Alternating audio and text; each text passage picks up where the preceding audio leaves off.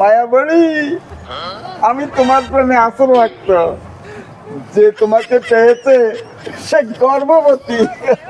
তো কেন দাদা আপনি কালো লাইন করেন না, কই লাইন করি? আর লাইন করেন লাইনের এগুলো হয়েছে না আপনি সংলাপ এগুলো হয়েছে নি তার সংলাপ কি হয়েছে? ঠিক হ্যাঁ আছে। তো কনা হয়েছে মায়াবতী, আমি তোমার প্রেমে আসক্ত, হ্যাঁ যে তোমাকে পেয়েছে সে হচ্ছে ভাগ্যবতী।